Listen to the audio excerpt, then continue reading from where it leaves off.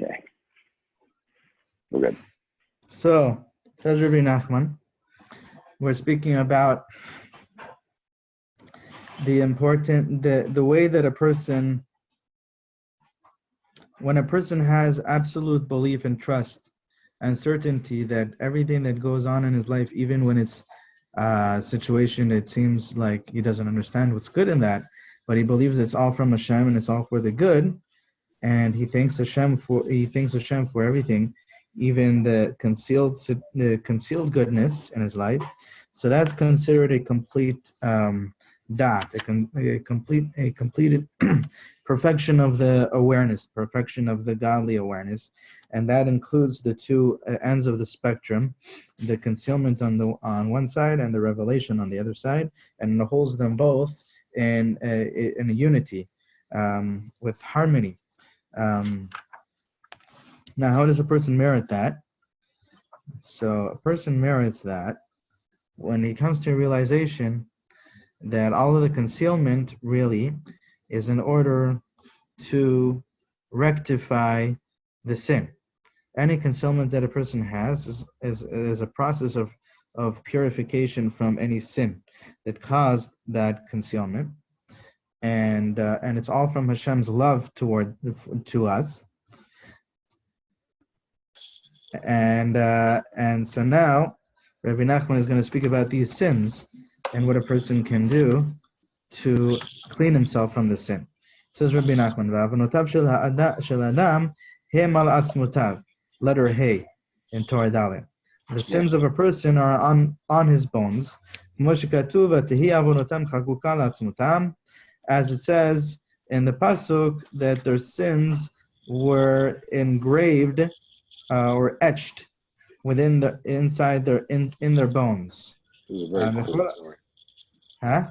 This is a very cool Torah. I love it. Yeah. Just say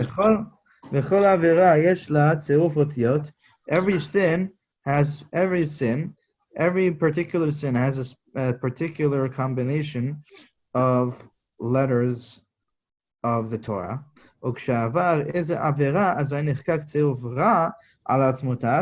When a person sins, so then if a person sins, that the corrupted combination of the letters of the Torah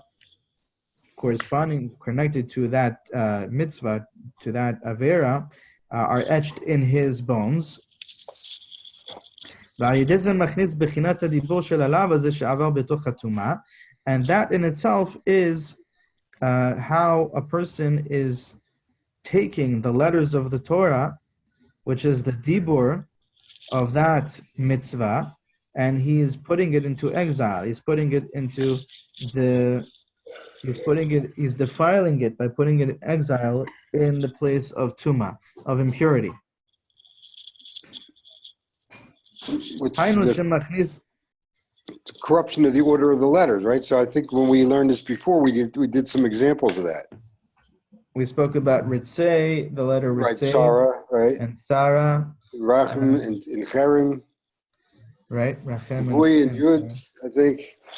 Yeah, Yud and Devai. Devai, yeah, right. Okay. Right. Also, what's really interesting, I saw lately, the letters for Vidui are the same letters as Yud in a different combination. All right. Right? Vav Daled Yud. So Vidui is the way that you return the Devai, Devai into Yud, which is basically what Rabbi Nachman is saying in the Torah.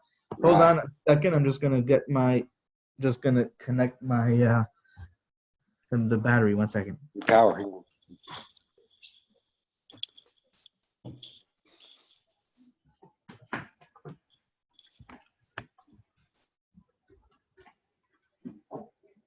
Okay. Okay. So, when a person sins, he gets this corrupted combination of the letters etched in his bones, and that in itself is the words of the Torah that he has defiled and put in exile. The words of the Torah is the Shechina, the Dibur, the world of Dibur, according to the Baal Shem Tov, is the Shechina, according to the Zohar is the Shechina. And he put it in by defiling it, by corrupting it, corrupting the combination of the letters the way it is in the Torah by transgressing that mitzvah, by doing that avera, that is etched, that corruption is etched in his bones. Because basically everything in the whole world is only built by the Torah. The Torah is kind of like the spiritual DNA of the energy that holds everything in its harmonious and healthy, lively, in its lively essence, where there is blessing, in an essence of blessing. Like the Zohar says, "Istakal b'oraito bara alma." Hashem looked at the Torah and created the world. What does that mean? It means that the Torah is like the blueprint, the spiritual blueprint of a perfect world. And that works on every dimension of existence. And it works in the dimension of space, of time, and also people. And every person is a small world. So when a person takes the words of the Torah, which is the spiritual DNA of a perfect world, and he corrupts that combination, so that corruption, that defilement, happens on every level. It happens in the dimension of time, the dimension of space, in the world itself at large, and in the person himself on a personal level. And that's the letters, the corrupted combination of the letters that are etched in his bones is on a personal level of this corruption of the transgression. Okay. Malchut is the world of Dibur. As we said from the Zohar, from the Baal Shem Tov, Rabbi Nachman says here, as it says in the Pasuk, Dabar Echad Ledor, that the word Dibur, speech, in this context is used to mean someone who is the leader of the generation. And the Malchut is always the aspect of leading, of ruling, of being in charge, of control, of power. Shu b'chinat dabar echad lador, hu machnitz אותה בתוך העכו"ם, ונותן להם ממשלה. He takes that malchut and brings the malchut gives it away, God forbid, to the idol worshippers, to the nations, the idol worshippers, the akum of the kochavim umazalot. And what does that mean in essence? That means that he gives them control, he gives them power, he gives them the memshala, the power to rule. Lemashal imavar. So now he's going to go and speak he's going to go into the details. He says, Im avar adibur shel elav lo yeh lecha. If a person transgresses the mitzvah and the Torah that you shall not have any other gods besides me, right? The second one from the 10 Commandments. This way he destroys the proper and the right combination of the letters of this mitzvah, and instead he forms a negative, a destructive combination of letters. And that corrupted combination is etched in his bones, and it in itself it avenges that sin that he did. Okay, Kemoshe Katuv, as it says, Avonotechem hitu ele. Your sins have turned away these things. What does it have turned away? It has turned away the proper combination of the letters of the Torah. Uchtiv timotet rasha ra'ah. And also says that evil is what causes death to the sinner. Meaning the sin itself that he did, that evil that he did is what causes his death. It's like he drank poison, it's that corrupted combination of letters is etched on his bones, and that's what causes his demise. So what's the solution? So when a person does the spoken confession, right? He's asked to speak out the confession. By the way, I saw yesterday in the Zohar, very, very interesting point. The Zohar speaks about how important it is for a person to relate and recount to Hashem and express verbally to Hashem all the kindnesses that He has done for you, all the kindnesses that He has done with a person, all the miracles, all the kindness, whether it's miraculous, like in a miraculous way or a natural way, any kindness that Hashem has done with you, it's a very, very big tikkun. It's a tremendous thing for a person to recount and relate it to Hashem, verbally express it and speak it out to Hashem. And the Zohar asks the question, why do you need to do that? Hashem knows everything. Hashem knows yeah, I mean, all. you have that question, but you also have the practical question. Since you effectively owe every breath and everything to Hashem, Yeah. you would never stop talking, theoretically. Well, You never stop, expressing that gratitude. okay, well, you can start with, first of all, you have to know for yourself how much time you have to do this avodah. Okay. If it's 5 minutes, then you do it for 5 minutes. Yeah. And then usually the way you do it is you would start from the things that are obvious, the things from either the big things, either the things that are miraculous, or you can also start from the other side, from the things that are constant. But you start from somewhere, and you do it for a certain amount of time that you have. The thing is it's not that you will finish. The thing is not just to finish the job of thanking Hashem for everything and expressing to Hashem all the kindnesses that He has done, because as you said, that would never end. Obviously, we say that in Nishmat. We say that we could never finish praising Hashem. But we have to. But it's an avodah. It's a tikkun. It's a tremendous thing. Why is it a tremendous thing? Doesn't Hashem know already all the kindness He has done for you? So the Zohar says that when you speak it out and you express it to Hashem, l'saper, it's like you're telling over a story. It's like to go out and speak. You express it to Hashem like you were speaking to a good friend or to your father or whatever, right? You just sit down, you relate it, you recount it. Why is that important? The Zohar says when you do that, and you verbalize it, those words go up to Shemayim, and all of the angels gather around. They all gather around when they see these words of praise of the kindness that Hashem has done for you, and they all listen to those words. And all of the angels also praise Hashem and sanctify His name. And in this way, says the Zohar, Hashem's name and Hashem's honor is elevated and increased and revealed and sanctified throughout all of the worlds. I see. That's a tremendous, tremendous tikkun. That's basically the reason why Hashem created the world. But then the Zohar says something else. Then the Zohar says, also, it's extremely important if a person sins, that a person every day should recount and relate to Hashem all of his sins. That's confession. But he should verbalize the confession. And then the Zohar asks the same question. But why? Doesn't Hashem know all of the sins that He's already done?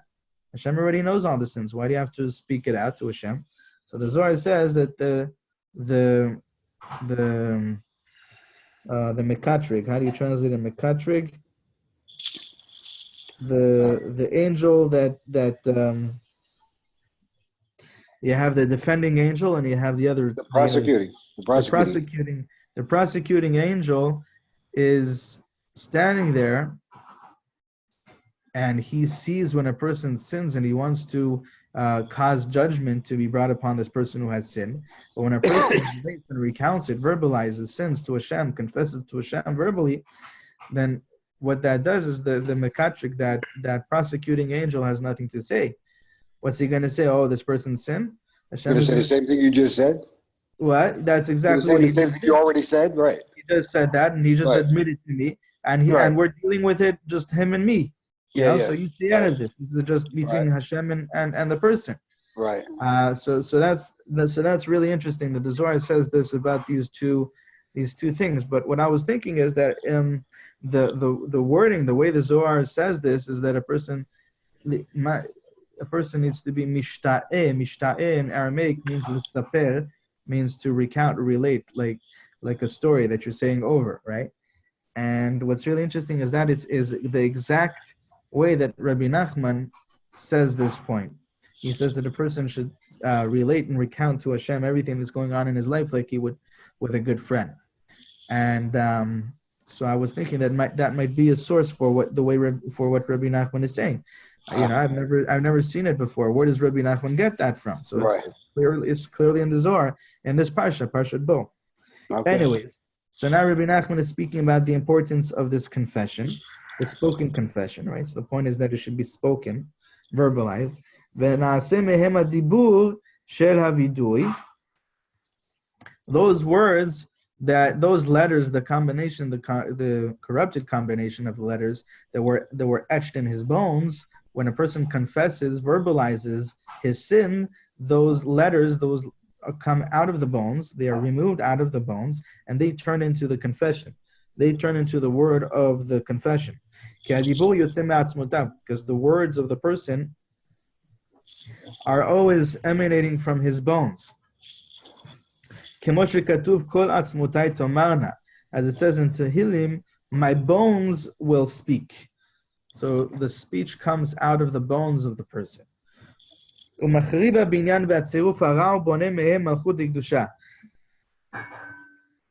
he tears down the corrupted, negative structure and combination of the letters, and in its place he builds the malchut of holiness.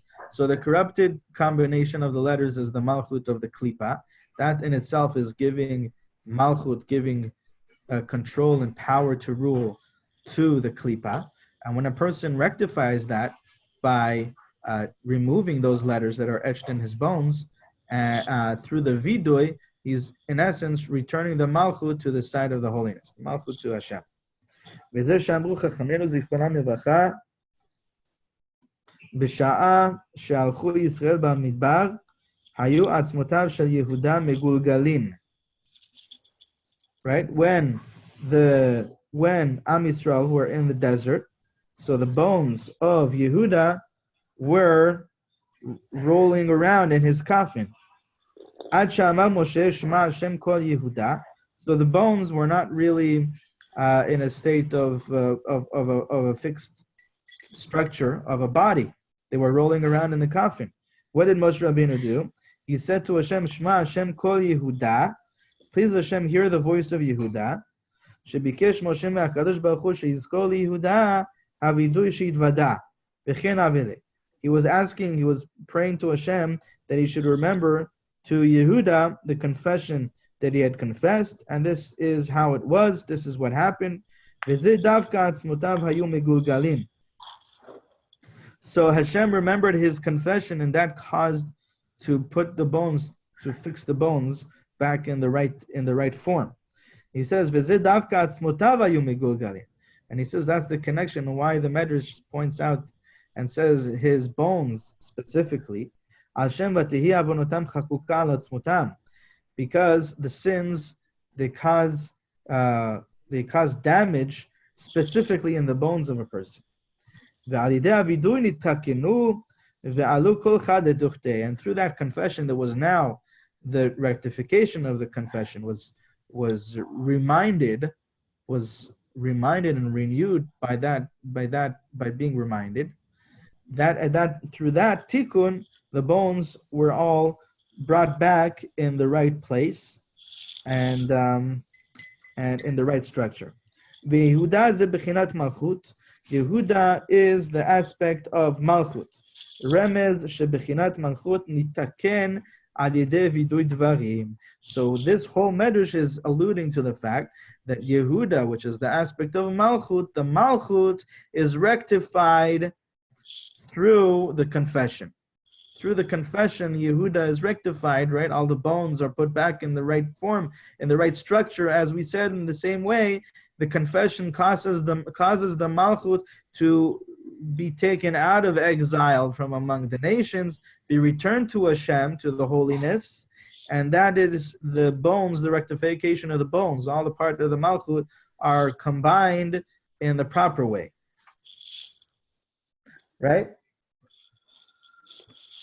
Correct. So how is the malchut fixed, rectified? How does this confession work? He says through the aspect of Moshe. Because Moshe Rabbeinu recalled the confession of Yehuda. He says this is how it must be. That is wonderful, big tikkun, especially big tikkun when a person confesses in front of the Talmid Chacham, וכל תלמיד חכם הוא בחינת משה, כמו שאמרו משה שפיר כאמרה. He says every Talmid Chacham is an aspect of Moshe, like it says in the Gemara to Moshe, Moshe Shapir Ka'amrat, Moshe, you, right? The nickname that the Amoraim would give to each other is Moshe. You said what you said was good. You said good. it well. You did it good. You said it well. So we see that every one of the Talmid Chachamim are called a Moshe because they have an aspect of Moshe. And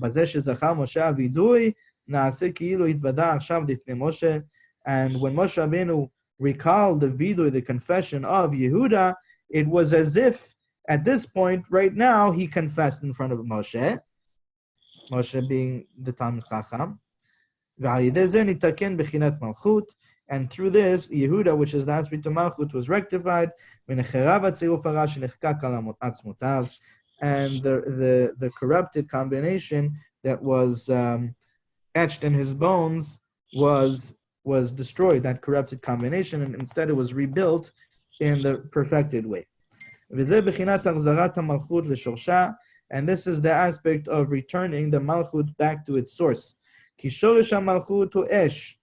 the source of the Malchut, what's the source of the Malchut? Is the aspect of fire. As our Chachamim said in Sanhedrin, what was the error of Nevat?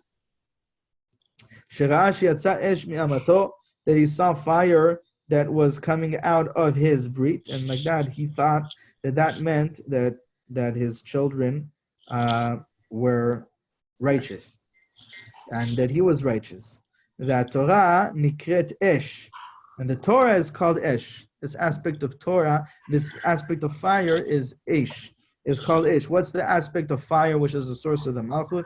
It's the aspect of Torah, which is the Tiferet, right? The Yesod comes from the Tiferet, right? Torah nikret esh, mishama Malchut. From the Torah comes the Malchut. How do we know that the Torah is the fire? As it says, the Hashem says, behold, my word, which is the Torah, is like fire. And also it says that through me, the kings will rule, through me being the Torah. So the Torah, which is fire, is the source. It's the source for Malchut, right? Because it says, Bi melachim yimlochu, through me the kings will rule. And it is also compared to fire. So fire is the source of Malchut, which is the Torah being the fire, and that's the source of the Malchut. Ve'ikar Torah hem Talmidei Chachamim. And the essence of the Torah is the Talmidei Chachamim. Kemo she'amru Chachamenu zichronam livracha, as our Chachamim taught. Kama tipshae dekaime mikame sefer Torah ve'lakaime mikame tzurba midrabanan. How foolish are those that stand in front of a sefer Torah, right? When we take out the sefer Torah, everybody stands. But when the Talmid Chacham walks by, nobody stands before him. So they're foolish because they don't realize that the main fulfillment of the Torah, the living sefer Torah, and the goal of the sefer Torah, what's the whole reason for the sefer Torah, is the Talmid Chacham. So any honor that you're giving to the Talmid Chacham, you should at least give that same honor to the Talmid Chacham. To any honor that you give to the sefer Torah, you should at least give the same honor to the Talmid Chacham. So the Torah, which is the source for the Malchut, right, the fire. Now Rabbi Nachman is saying that the Torah is the Talmid Chacham, which is Moshe. Okay, so we see where we're going. Maybe you can see where we're getting to. Anything,